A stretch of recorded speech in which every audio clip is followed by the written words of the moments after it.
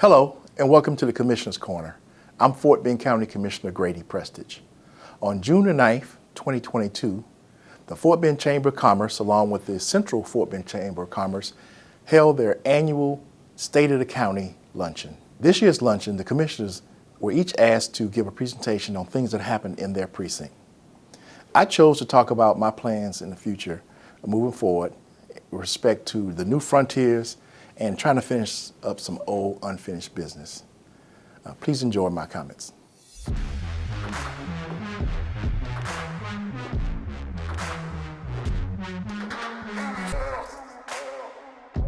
So now I have the pleasure of introducing our next commissioner, which is Commissioner Grady Prestage. Commissioner Prestage is establishing an impressive record of public service in Fort Bend County. After losing a runoff election to the incumbent commissioner by 92 votes in 1986, he was later elected to Fort Bend County Commissioner's Court in November of 1990. Taking office as the Precinct 2 County Commissioner marked the first time that an African American has served on the Fort Bend County Commissioner's Court since the 1880s Reconstruction period. Commissioner Prestage has been reelected 7 times since 1990. And with that, ladies and gentlemen, I give you Precinct 2 Commissioner Grady Prestage.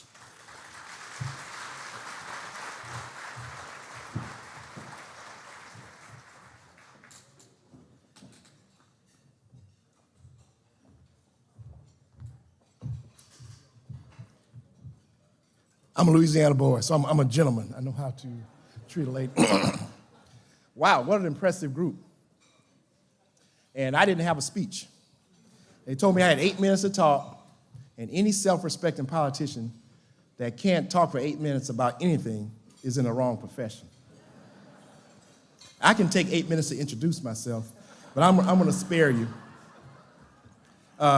Commissioner Morales, thank you for not stealing all my thoughts, and to Commissioner Myers and Commissioner DeMerchant, I'm going to give your speech for you and watch your blood pressure rise. I'm happy that I'm not wearing the same suit that I had on in that picture. It's pretty authentic here. So, I have a new precinct. Precinct 2 is radically different than it was on December 31st. I have Needville, Fairchilds, Thompsons, Damon. I've got Greatwood. I've got a lot of new areas. I got all of Siena, all of Fresno. And it's interesting. And I think I'm up to the task. It's impossible to talk about all the things we do in the course of a day, because there's so much. So I want to go a little deeper and do the vision thing and tell you what I see on the horizon. So Commissioner Morales had 3 points. I'm going to have 2. I'm going to talk about the new frontier, and I'm going to talk about unfinished business. If Fort Bend County is to be a great county, and it is a great county, it's not going to happen by accident. Our diversity has been a benefit, but how much of us actually worked hard to make diversity our strength? I think it just happened. I don't want to trust the future to just happening. I want to put some work in, okay, because that diversity as a strength could very easily turn to diversity as a weakness or as a liability. And we owe it to our constituents, our families, and future generations to be good stewards of what we have so far. So let's talk about the frontier. Much of the county is on the east side of the river, at least the population is. And you have a vast area, tens of thousands of acres of developable land in West Fort Bend County that needs to be developed and will be developed at some point in time. About 10 years ago, I embarked upon I didn't have a teleprompter here. Wow, fancy. I embarked upon a series of speeches to chamber groups, anybody who listened to me, and my speaking series was about the bridges of Fort Bend County. The bridges of Fort Bend County. And I tried to point out at the time that Fort Bend County is bisected by the Brazos River, and there are very few bridges across the Brazos River. Just think about it. You've got the one we all know and love is the 90A bridge at Richmond. You've got 59 bridge. You've got the scary Stavanoa Bridge. You see all the erosion, and you've got a bridge north of Rosenberg, and you probably have something in Simonton, I think. Okay, but that's not enough for what is approaching a 1 million population. And you notice that development along the river is scarce. Development, housing is buttoned up to the river because we have these very expensive levees to keep the river at bay. But if we're going to really develop this county, we got to make sure that we bridge the county, both ends of the county. The big project that's on the horizon, on the immediate horizon, is the extension of the Fort Bend Parkway toll road. That will open the county to tens of thousands of acres of development. And it will allow people who may end up being residents of that area an opportunity to be in a Texas Medical Center in very short order. Okay, it's as the crow flies, from Siena to the parish plant will probably take you 3 minutes with the toll road there. Try to do it right now, you've got 30, 40 minutes all the way around. It will help development. And we're making some affirmative moves coming up pretty soon that's going to make that a reality. As you see it and hear it, please understand that though it's a regional type project, it's going to benefit the entire county. And it's going to give a chance to get more residents to be able to enjoy this paradise that we enjoy here in Fort Bend County. So please, I'm asking you as a Fort Bend County person, and when Kevin asked you, did you live here? Did you work here? Did you have a business here? Almost every hand in the room went up. So everybody has a stake in making this thing successful. Projects now are getting more and more difficult to finance. We have to be very, very creative to get it done. And what the county has to do, and what the county has always done, is create the environment that's conducive for business growth and development, get out of the way, and let the private sector do its thing. You don't need a burden of regulations, things like that, but there's some things that the county has to do to make sure that the marketplace can do its thing. The second part of my vision and thing is some unfinished business. And so I'm a young man. I'll be 64 next month, but I'm thinking about legacy projects. And I was able to serve the Fresno community for 10 years when I first got elected. And as a result of redistricting, I lost it for 20 years, but I'm back.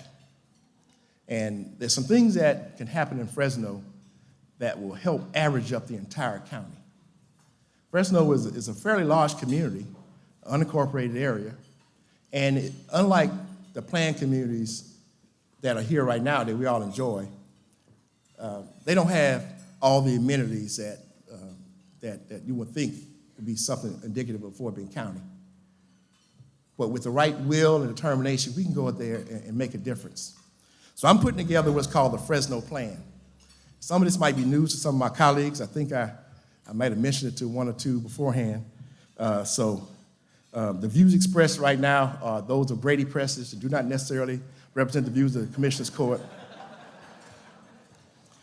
But the Fresno Plan includes trying to make all the quality of life issues that we take for granted, make them happen in Fresno. It starts with roads and drainage. The legislature offered a constitutional amendment last November called Proposition 2, and it was passed overwhelmingly by the voters.